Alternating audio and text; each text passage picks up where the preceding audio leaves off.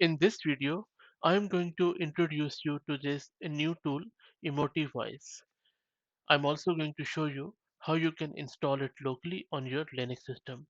You can even install it in Windows, but you would need to use Windows subsystem for shell, but that is a bit of a hectic process. So let me first give you an overview of what exactly Emotiv Voice is.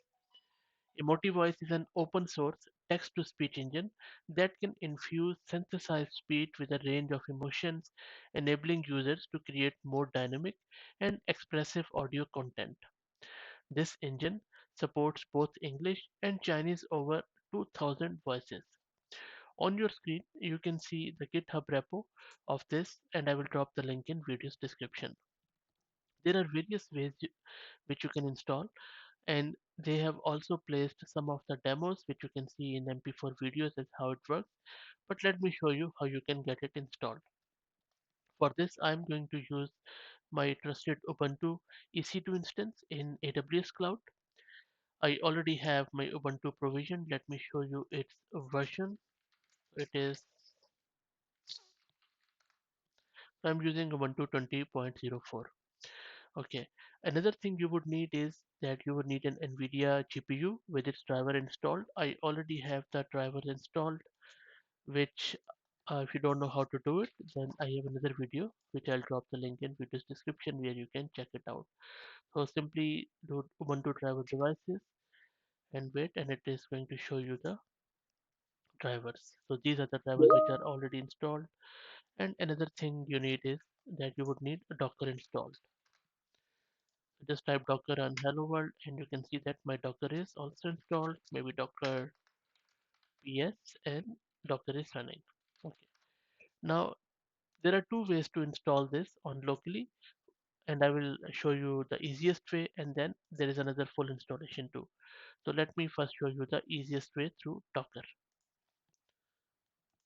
Just type docker run dash dp on the local host and then port 8501, and then just uh, pull out these layers, press enter, and then because it is not available local, so it is pulling it all the layers.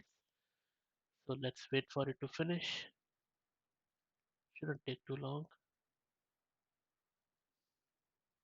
That is good. Download is almost done. As you can see that couple of layers are quite big, around 4 gig or 5 gig I would say in total. Let's wait for it to finish.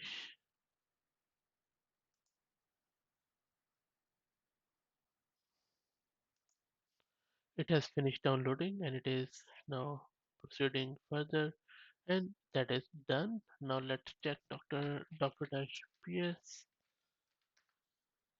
and as you can see that it is up 7 seconds ago.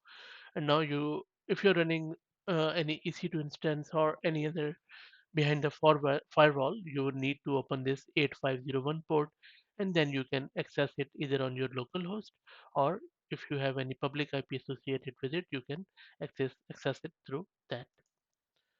I don't have my ports open, so I won't be able to show you the interface, but I can show you the steps to do full installation, because one problem you might face with this approach is that it runs on your local host. Now, if you're running it in Ubuntu and if you don't have GUI, you won't be able to access it. If you try to access it through your public IP, it might not work because you would have to change the Docker layers, which you don't have access to.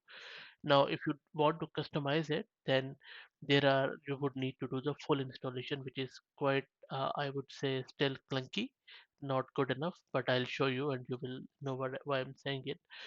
So first, you would need to install Conda and of Anaconda, I mean, and then you would need to install all of these prerequisites. Then you would need to prepare the model files by cloning this repo, both English, Chinese, or you could go with this wget. Up to you. Maybe this one is the first one will be quicker. And then if you want to do the inference, then first download the pre-trained models, and once you have downloaded all of these, then create the directories and then do this configuration within it in the checkpoint. And these steps are really not really good enough in my opinion. I think they should make it easier. And then once that's done, you would need to run this command to start the inference. Pretty clunky, I would say. And then if you want to just run the demo page, you just run it through Streamlit. But again, I think this need more information how to do that, because in my tries it doesn't work. For the training one, they still are working on it. Maybe it's a very new project, so that is why the instructions are still a bit clunky. Hopefully they will improve it with the passage of time.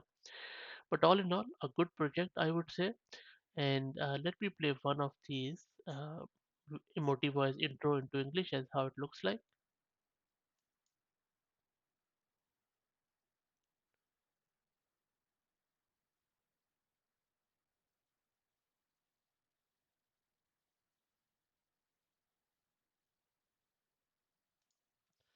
So you can see that it is pretty cool, I would say.